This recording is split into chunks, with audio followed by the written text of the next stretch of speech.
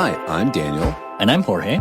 And we're here to tell you about our podcast, Daniel and Jorge Explain the Universe. That's us. Listen and follow on the iHeartRadio app or subscribe wherever you listen to podcasts.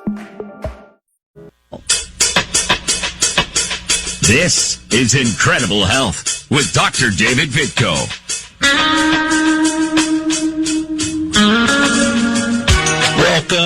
Welcome, my friends. Welcome to Enjoy Incredible Health with me, your host, Dr. David Vitko. I'm a chiropractic physician who's been helping your friends and family to feel better, relieve pain, and get healthy in Columbiana, Ohio for over 30 years. So if you know someone who needs help feeling better and getting truly healthier, tell them to call my office, 330-482-9550. That's 482-9550, and my wife, Nisi, will get them scheduled to sit down with me for a consultation. Together, we can figure out an answer to their health concern, and if I can't help them, I'll find someone who can. No pressure ever. We're here to serve you. That's what we're all about. So through the end of August, our consult for lowering cholesterol, triglycerides, blood pressure, and fixing that diabetes issue is just $50. That's for the consult. You come sit down with me for an hour. Let's set a plan. Let's figure out what'll work for you. And so that's a great price to find out more about all the great health you've been missing out on. Call Denise at 482-9550. So that's about it for my advertising for today. We really don't have time. We have lives to save here. And as such, I have a really amazing treat for you today. And it's one of my unwitting mentors, unwitting because, I've been learning from him for decades, and he never knew it. The guest I have for you today is one of the really special doctors who helped me figure out how to turn my health around so dramatically and put me on the path to converting my practice so I could help others also enjoy incredible health. He's one of the world's top experts on human health and nutrition. He's board-certified family physician, nutrition researcher, and get this, 6-time New York Times best-selling author and internationally recognized expert on nutrition and natural healing. He specializes in preventing health and reversing heart disease or reversing disease through natural nutritional methods. I'm not sure, Vitko, we got him on the line yet? Okay, cool. So here we go, and I know you're all as thrilled as I am to have our guest, Dr. Joel Fuhrman, here with us today. Welcome, Dr. Fuhrman. Good morning. Great to be here. It's a little early out there for you, isn't it? Yeah, but I get up early because I'm from the East Coast, so even though I'm in California, I'm on East Coast time. My sleeping habit, yeah. So when you spend some time out there, do you adjust to West Coast time? Not really. I still go to bed early and wake up early, even though I'm here on the West Coast. Okay, that sounds like a good habit. I do the same myself. But I've been studying your work for really a couple of decades, and I've enjoyed it. And really, I had forgotten something. Just this morning, I went back through and I was reading through the interview that you did with Mark Huberman with the National Health Association, and really was an enlightening read because I guess I didn't realize that your roots kind of came from the American natural hygiene, from natural hygiene in general. And so that's where you kind of got your start, but you've evolved from there, no doubt. And what exactly, what do you do? What do you do to help people? Well, for 30 years I've been a physician using nutritional excellence as my therapeutic modality. And it's been a tremendously rewarding career. I'm so grateful for the opportunities I've had to affect so many people. And, I guess, when a person comes to you with rheumatoid arthritis, fibromyalgia, asthma, chronic headaches, advanced heart disease, diabetics faced with a foot amputation, people who want to avoid bypass surgery, you have the tools and the answers for them to enable them to make a full recovery. And so many people are led down a pathway of just, such a wrong pathway. Like, every day I see somebody, for example, with a diagnosis of Lyme disease, who never even had Lyme disease, just because they had a little bit of post-viral inflammation, a couple of bands on a Western blot, and some joint pain. They're falsely diagnosed with Lyme disease, given antibiotics for months, And all it take was a week or two of some, therapeutic massage and some physical, and a good diet. And there's so many people suffering needlessly is my point. And so it's been tremendously rewarding. What I do all the time is I see patients. I have people that come to my retreat who are overweight food addicts with serious medical conditions that stay here for 2 to 3 months under my care to make, radical and miraculous recoveries from serious illnesses, including, diabetes and heart disease goes away, and make recoveries from rheumatoid arthritis and psoriasis. It's really exciting. And I motivate people. I write books and I lecture and I try to solve people's obstacles, impediments to healing, because they have such negative social and local environments that just, give them the impression that drugs are their answer to everything that ails them, and just sets them on a merry-go-round of spiraling downhill to more severe disease when they get in this, one drug, then they just get sicker and lead to another drug, and they get sicker and on 5 medications. It's just barbaric. What I'm saying? It's barbaric. It's a ridiculous way to try to get people healthy, is it not? I always say traditional medicine is great for pulling your foot out of an early grave, but it's not going to make you healthy.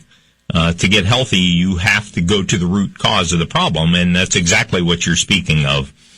And I think that you, with the traditional medical training, it's interesting, that you kind of, you straddle that line, basically. You probably still do use some medical treatment, in a traditional sense, and you couple it with nutrition. Is that correct?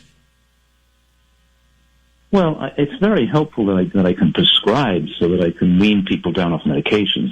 Occasionally I have people come to me, like the lady came in yesterday, or I've had people come approach with a blood pressure over 200 over 120, and I have to give her some medications temporarily till the diet takes a few days to take effect. But then by the end of that first week, I'd wean them off the medications. But usually people are coming to me on multiple medications, and I have to, reduce the dosages gradually of the medications as they're getting healthier.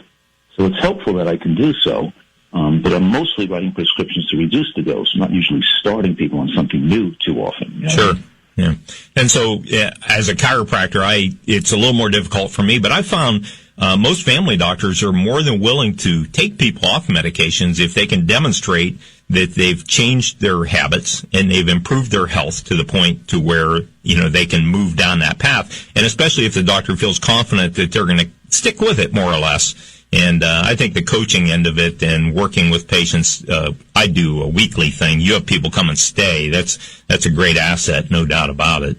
But what kind of cases do you see? Now, you mentioned rheumatoid, you mentioned Lyme disease. So the inflammatory diseases, certainly, and a lot of diseases fall into that category, actually. But what kind of, I'm always fascinated to hear what other doctors have seen as far as recoveries go. And what are the most exciting cases you've seen? Because I know you get a thrill out of this too. Absolutely. I could just talk about 1,000 cases. But, for example, I had a high school student, had to miss a year of school due to chronic headaches. She was hospitalized in Boston Children's, getting IV experimental drugs to stop her chronic daily headaches. I see these people all the time. They're just on the chronicity of taking drugs. It just gets people to develop chronic headaches. And we wean them off the medications, put them on a high nutrient diet with some juicing usually to help speed the penetration of phytochemicals and antioxidants in their tissues and remove the toxicity. And of course, they're back to school again without headaches and off the merry-go-round of taking toxic substances. It just never ceases to amaze me how people think, putting poisons in their body would be a solution, especially for a child. You keep one of these toxins for the rest of their life. It did work, which it doesn't work anyway. They're just temporary solutions, and the people fall back to their headaches again. But it's just crazy. So I see people with lupus, for example. I have a girl on the national renal transplant list waiting for a new kidney, with the lupus destroyed her kidney with a creatinine of 4.2, and she made a complete recovery. Her kidney function came back to normal, and her creatinine was back to 0.8. Whether it's autoimmune hepatitis or lupus, and asthmatics, watching asthmatics who are even adults who are using inhalers in the middle, having to wake in the middle of the night to be able to breathe, can't even take an exercise class, and can't even sleep through the night without puffing and taking steroids. Having these people make complete long-term recoveries and be able to breathe normally again. And then, bread and butter routine thing is people with diabetes, having a person faced with a foot amputation, with chronic infections, who was, crying in the doctor's office, wanting to save their foot. The person, obviously gets well and loses 80 pounds and gets their circulation back and doesn't need an amputation. The diabetes is gone.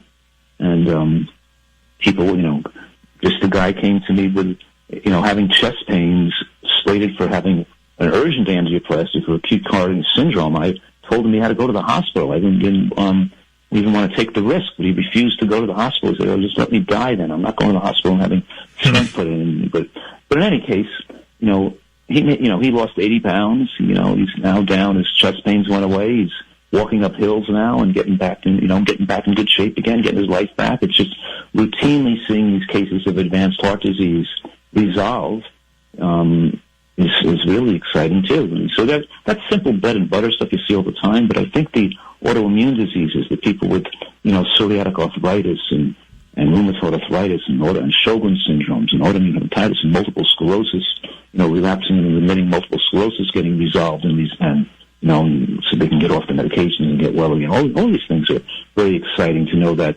most of what people suffer from, the body has the ability to repair itself and get back to normal, suppress genetic alterations that could lead to disease. And so even with regard to cancer and cancer protection, these genetic tendencies and genetic defects that increase risk of cancer are only allowed to be expressed when you're eating a poor diet. Once you eat a diet with a high level of green vegetables and mushrooms and onions and berries and seeds, once you start eating the full portfolio of anti-cancer substances, these genetic defects are almost meaningless. In other words, the body is not designed to get cancer or get heart disease. Those are the results of nutritional folly. Right, things that we've been doing for generations and habits that we've developed. I often talk to patients who say, well, I have this, my family has high cholesterol, or my family has heart disease, my family has Alzheimer's. And I always make a point to tell them, look, you have these genetic tendencies. It doesn't mean you have to develop it. And they only happen because we feed the body wrong. But I love the fact that you are getting across the idea that something I preach every week here, and I say preach because it is kind of preaching, but you're trying to change people's view on things, that these are not diseases that are set in stone that you are going to get. You have a huge influence on them, and even if you have the beginnings of them, you have the potential to fix them. And time is a factor, no doubt, but your dedication to a good diet, to a healthy diet, and taking out the bad things is critical. And, my patients that I see, learn that lesson sometimes the hard way because they think, well, I can just take part of this. And you do see improvement, no doubt, right? With some improvement in your diet. But it's when you really get on the straight and narrow, that's when you see dramatic change. Right. And also the processed foods and people are eating are so addictive, and they're designed to be addictive. And sometimes people dabble in it. They think they're going to improve their diet, and they're sucked back in to eating badly by the addictive natures of these processed foods, sweets, whatever it is they're eating. But, white flour products are so carcinogenic. I'm saying that, I'm eating bread and pasta and bagels and pizza and all the stuff people eat that just destroys their health. And it can't, it's like you can't just eat a small amount of that stuff. You start eating it, you can't stop practically. Right. And, but in any case, what I'm saying is that when people think they're going to do it 80 or 90%, too often they fail because they continue to dabble in their sweets and the illicit love affair they have with these unhealthy foods, and it inevitably sucks them back into eating more of those foods, and they gain the weight back again. Especially when you're an addict, especially when people are seriously ill, and overweight. Most Americans are significantly overweight and eating poorly. It's about 2.5% of Americans that have a normal weight and are eating healthfully. That's incredible. 2.5%. That's almost nobody. 2 out of 100 are eating healthfully and exercising and keeping their normal weight. The other people are either overweight or they're thinner because they're sick and they're smoking cigarettes or they're sickly. But so in any case, what I'm saying right now is that people need sometimes to learn a lot of information, to get a lot of hand-holding, a lot of help, a lot of knowledge, to be able to remove the obstacles that are preventing them from following a healthy diet. And I guess my message is that eating healthfully tastes better. Your taste buds improve. You learn the recipes. You feel good about what you're eating, and you enjoy it immensely. And the idea that a person thinks that they're going to get more pleasure out of eating unhealthfully is just they become a victim of the addictive nature of food that suck them in. It's like people give rationalizations why it's okay to continue to smoke or snort cocaine or something.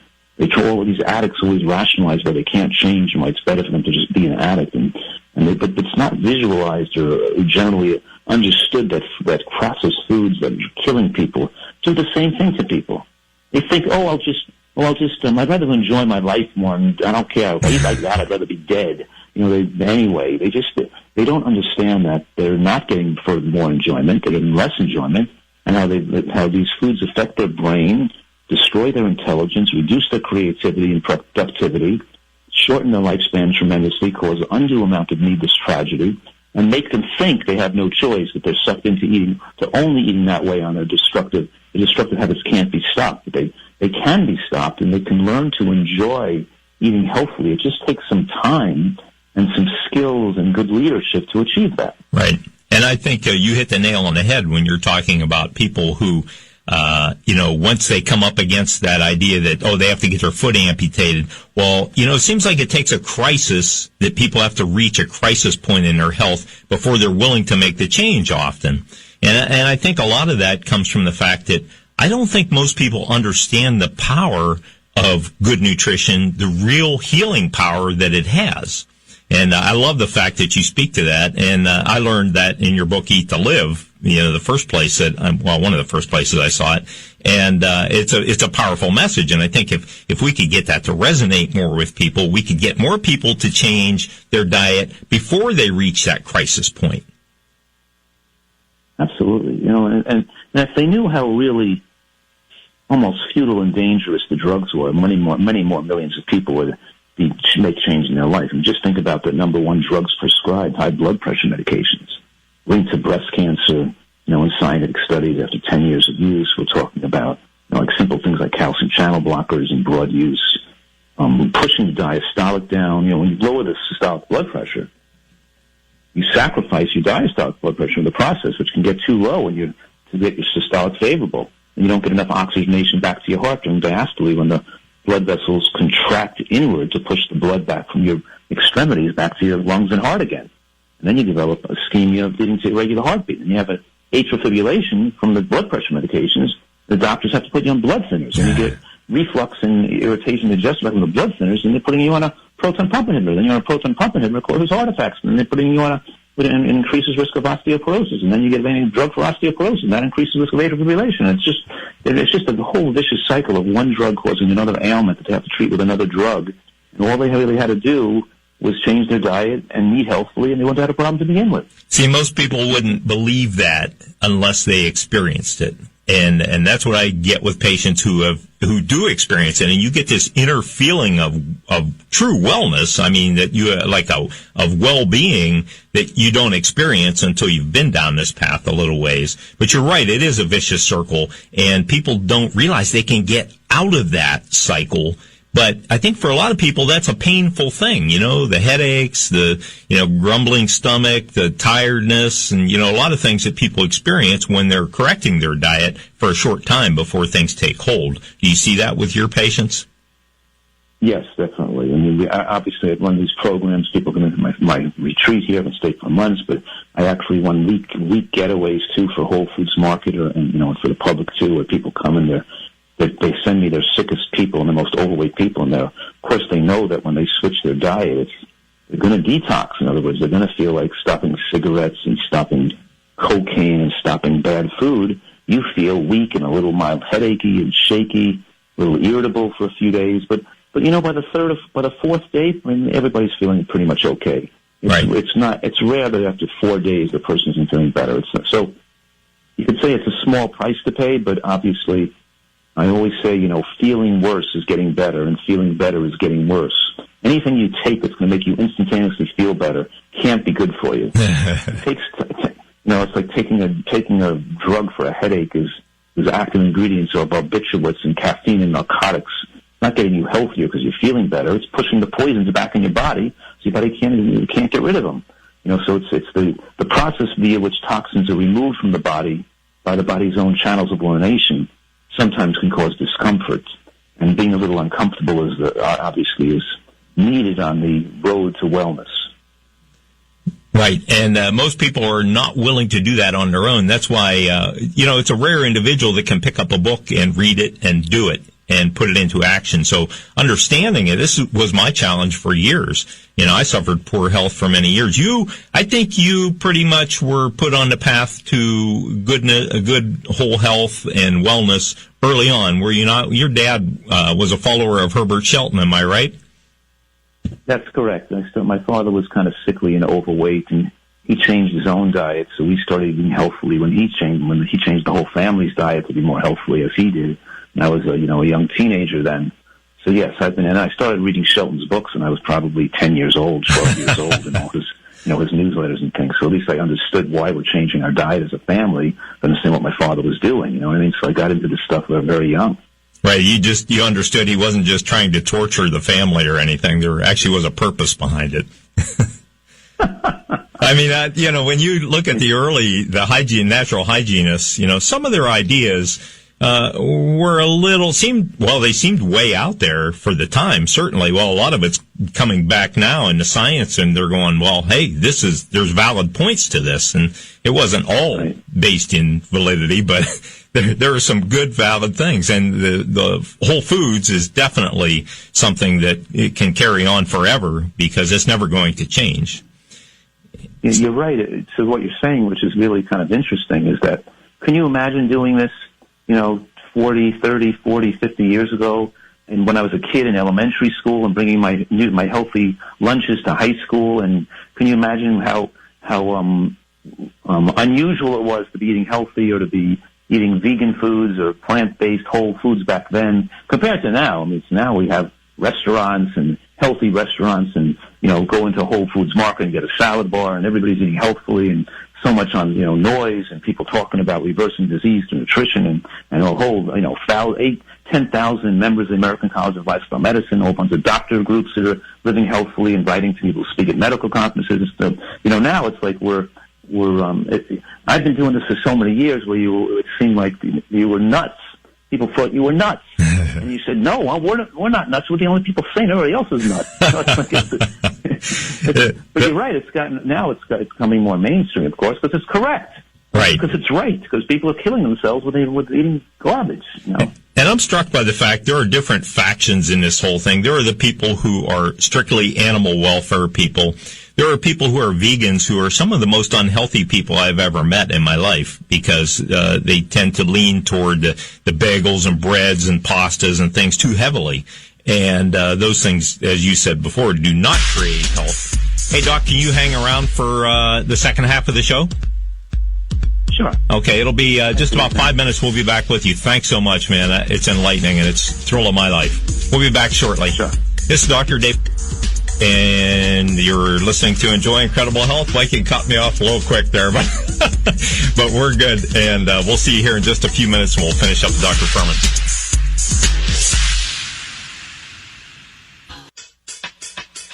Welcome back to Incredible Health with Dr. David Vitko. Okay, we're back, and we are with Dr. Joel Fuhrman. It gives me goosebumps to say that, and the guy is tremendous. And I'm going to read just a quick little thing off of his website. So in Dr. Fuhrman's hundreds of radio and television appearances, including Dr. Oz, The Today Show, Live with Kelly, Good Morning America, he's educated millions of people on the long-range benefits of healthful eating. And he's had 4 hugely successful PBS specials, and on those they raised over $35 million for public television. Just incredible. And folks, if you haven't seen that show on public television, they re-air it from time to time, and it's worth watching. And Dr. Fuhrman's one of my favorites. Dr. Fuhrman, are you there? I'm here. All right. So we'll go through the second part here. So, there's a few things that I've kind of jotted down that I'm just kind of curious. Like, I've had Dr. David Katz on here a couple times. So I imagine you know Dr. Katz. Am I right?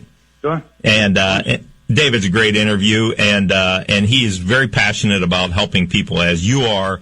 And a lot of the guys that have discovered and stuck with this stuff for years and seen patients' health blossom and improve through good diet.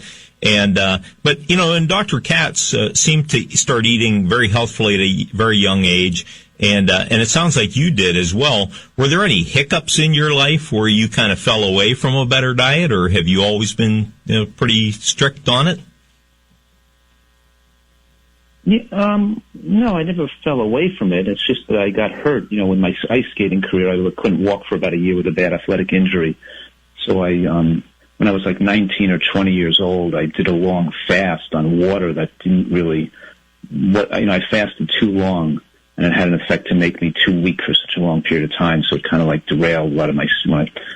So other than that, there were no hiccups. Just maybe I did too much fasting because I thought it would help me walk again when I was young. Mm-hmm. Mm-hmm. Do you see any use for fasting in present day in your work? I do, I do. But I think I don't think that many people should do these really long fasts. I think it's too stressful to the body to fast that long. It's better to do shorter fasts that you incorporate more frequently. Sure. But I do, like, for example, I'm getting a person's nutrients up. I'm getting their toxins out. I'm getting rid of their asthma, slowly decreasing their medications over a 6-month period. I have them to the point where they're now so much better and breathing better, and I want to stop the last bit of medications. Maybe I'll put them on a fast as I stop the medications just to reduce the inflammatory potential so there's not going to be a rebound of having an asthma attack come back again. Or maybe, like I just recently had a person with rheumatoid arthritis on Enbrel and other serious medications, and I stopped her medications after about 6 months of treating her, weaning her down. She was on methotrexate and Enbrel and injectables and things. And then I stopped her medications. I had her fast for just 4 days, so I would keep, prevent the possibility of flaring back up again. And I fed her for a few days and actually fasted her for 3 more, just because she was getting so much skin reaction to the medications coming out of her system and getting so much flare up on her skin. And then she went home. Like 3 weeks later, she started to get a little pain in her shoulder. But her sed rate looked still pretty good. And so, but in any case, I combined the dietary excellence with a little bit of judicious use of fasting to establish in her case a complete cure. Now she runs a low sed rate, her rheumatoid arthritis is gone, and she's on the way of living the rest of her life with no disease that requires medication that cause cancer.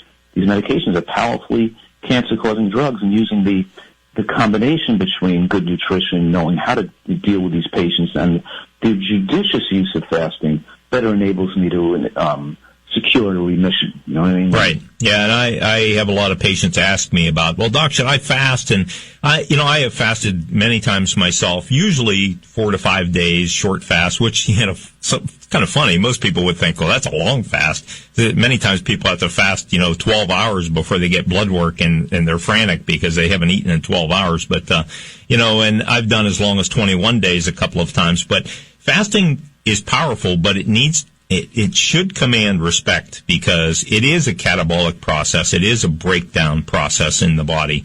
And I saw that. I've followed my blood work many times when I would fast, and my cholesterol actually went up during fasts, and, the body's dumping a lot of material. You realize all that. But it should be respected. And I think for the average person, short fasts are probably a good little thing to do, a day or two here or there. But to get the changes that you're talking about, medical changes, those should be done under supervision if you're going to use it. But I'm struck by the power of whole foods and healthy foods, and I know you don't like the term, but plant-based. But good whole fruits and vegetables, nuts, seeds, berries, they have the power to restore health, right? I mean, that's really where the healing comes from in the body. Right. It's the combination of eating the right foods and not eating the wrong foods. There you go. And it's a funny thing. Over time, the body does what it needs to do when you supply it with an optimal environment for healing. Yeah. Right back to we're going back in time to that the body is this miraculous self-healing machine and it has already the mechanisms built inside of it to repair itself. And disease most often is not just luck, it's not just primarily genetic, it's not from aging, it's from something that's been done wrong or something you've been exposed to that we can. And you know what? Even when you're exposed to chemicals and lead and other, other potentially, and arsenic and other potentially chemotherapeutic contributors, when you give the body, when you give the body the full portfolio of excellent foods it needs, with making sure it's not deficient in anything, then the body starts to be able to better deal with waste products, even if they're from the external environment, even if they're pollution derived or toxicity derived, the body still can repair and remove those toxins if given the right nutritional, you could say, full nutritional portfolio it needs to maximize its health. I agree with that 100%, and nothing makes me more irate than when I read these articles about, so many thousands of people die every year because of air pollution. And I keep thinking, I can't help but wonder, I wonder how many of those people pollute their bodies with chips and cakes and sodas and alcohol and things like that, and set themselves up for that issue where air pollution becomes a major effector.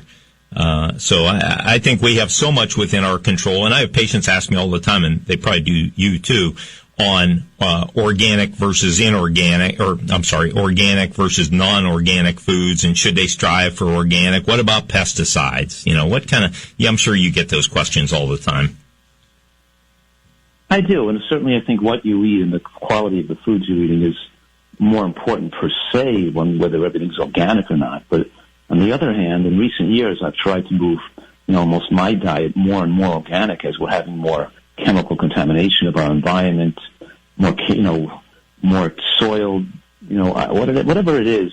We're seeing as studies go on, like Consumer Reports, of course, did a recent study a few years back that showed the brown rice being contaminated with arsenic. Right. And then they've had another study that came out with oatmeal being contaminated with glyphosate, and then with so, in other words, what I'm saying right now, in the modern world, there's more potential for contamination than ever before, and we are, more and more being concerned about supporting the organic movement, clean, regenerative agriculture that's not going to destroy soils and destroy our environment. So, and then even the people, even supporting organic food, if you can afford it, supports the workers who had to work with those chemicals that could have hurt their disease, hurt their chance of getting sick.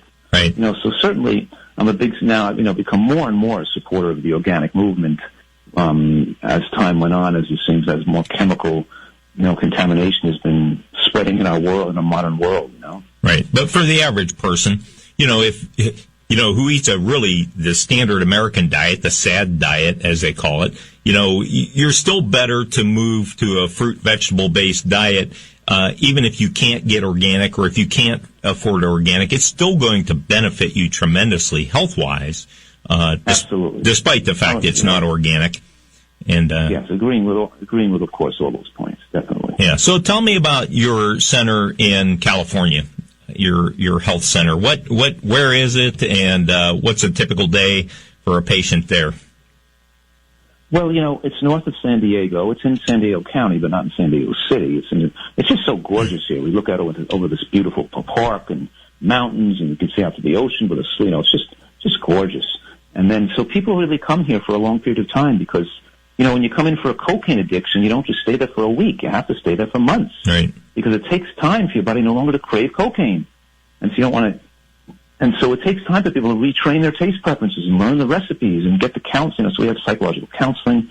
We have group food addiction therapy, cooking classes, exercise classes, yoga, my lectures. Each person come here is taken under my wing. We have a nurse here and myself, my own, and medical care by myself to, really devise the best program for them. Some of them are utilized, we're growing a lot of our own foods. I have 60 exotic fruit trees. I've got vegetable gardens with incredible, the purest, I call it super soil. Some people call it like Batman soil because I have like bat guano and earthworm castings and crushed mineral rock in there. Because your Batman soil, it's not Batman soil, it's bat guano in there. But in other words, we're not using commercial fertilizers. We're not using, manure from animal farms that could have been contaminated with antibiotics and things. So we really got So we make just, have great chefs that people's like, they're saying, wow, this is incredibly delicious stuff, and they learn how to, so when they go home, they can replicate this at home. Yeah. So yesterday they went to the beach, for a hike on the beach, but mostly most of the activities are on the premises here.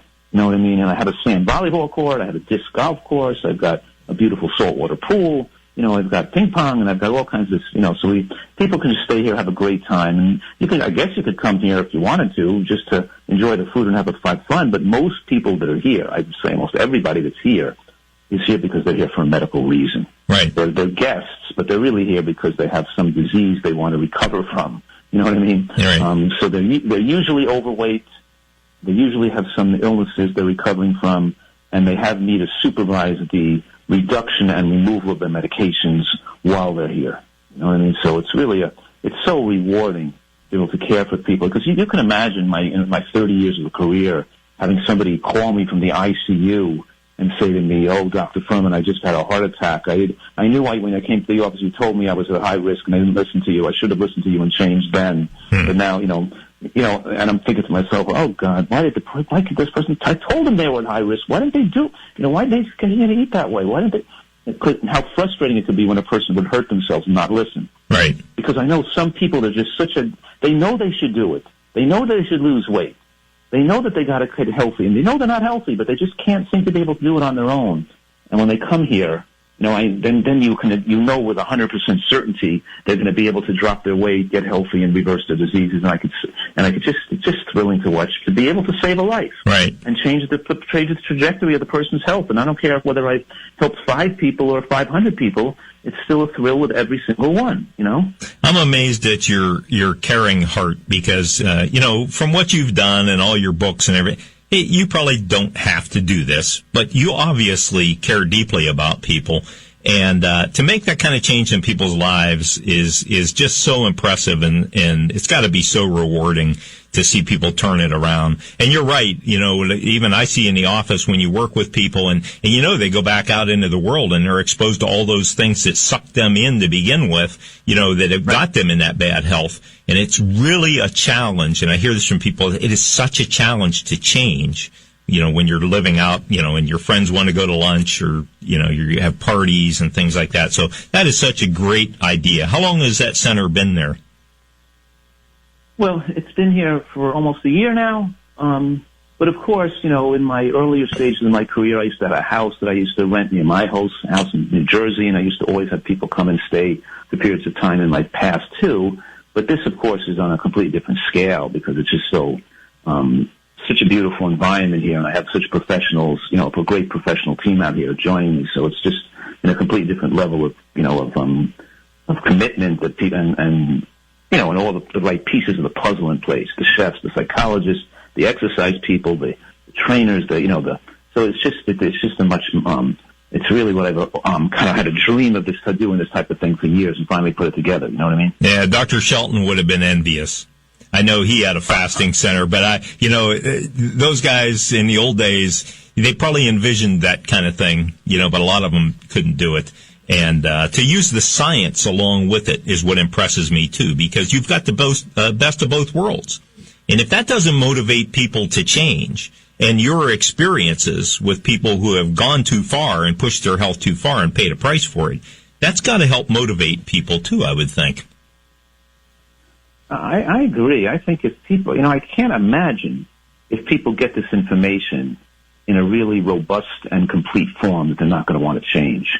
It's funny because let's say I run these vacation getaways where I'm teaching and lecturing for maybe 5 days in a row, and maybe the wife's into it and the husband doesn't really want to do it, but he'll go along for the golf. He'll come along because it's a nice hotel on the beach or something. You know what I mean? Yeah. And then he sits through some of my lectures. Wasn't planning on sitting through them or doing anything, or even eating with our meals, but he does sit through it, and it's so motivating, so uplifting, so convincing, and just so foolish to let your body deteriorate and become demented and damaged that this is an unprecedented opportunity and a blessing that people can control their health destiny and not get sick and live longer with their full mental faculties intact and live to be 100 years old and not have to worry about the fear of having a heart attack or get cancer.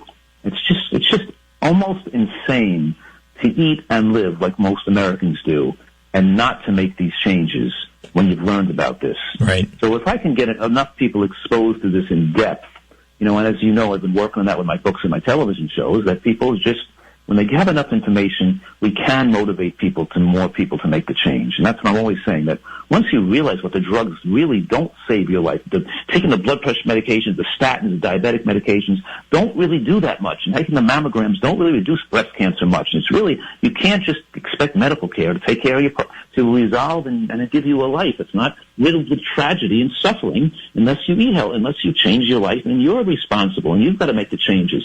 The doctors aren't responsible for your health. The doctors can't make you healthy. That's coming from a medical doctor. And, hey, if you can hang on 1 second, we'll finish up. Thank you so much. We got a break here. And this is Dr. David Vitko. You're listening to Enjoy Incredible Health. We'll be back in just 1 minute to finish up with Dr. Fuhrman.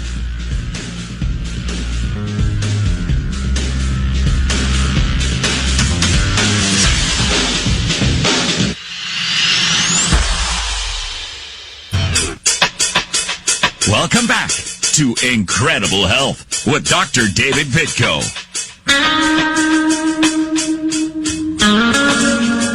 Okay, we're back, and I believe Dr. Fuhrman is still with us. And, Doc, thanks for sticking with us through the break. I appreciate that. I wonder if you want to offer folks here who maybe can't, make the trip out to your health center where they could get more information and learn. I know you have some online options that people can use. Hello? Okay, maybe we lost them.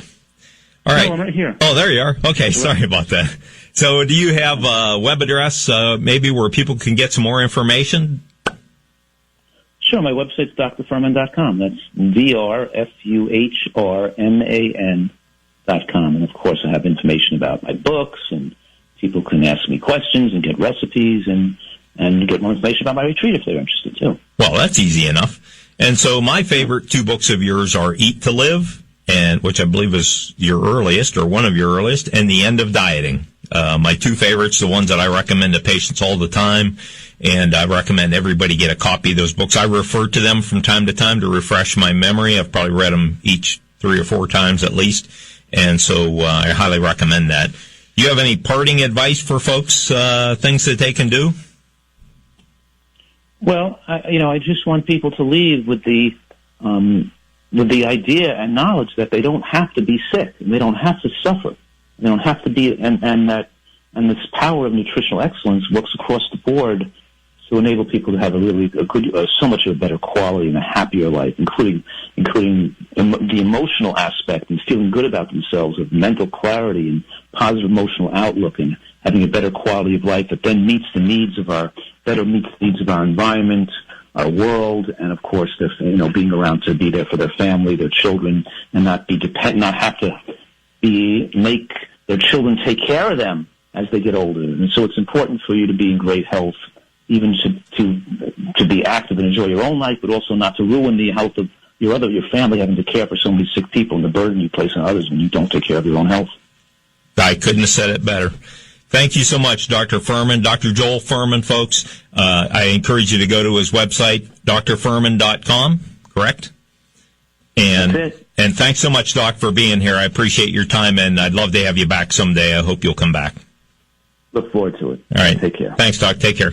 So, listen, folks, I tell you this every Sunday, but here's a world-class physician, a guy who actually, teaches this day in and day out and helps people reach higher levels. I do the same thing in my office at a different level. Same basic concept. I've learned from him. I've learned from many other doctors. You don't have to be sick, folks. Keep coming back here every Sunday. Listen to Enjoy Incredible Health. Check out my podcasts at drvitkohealth.com, and you can listen to those anytime for free. Thanks so much for being here. We'll talk to you next week.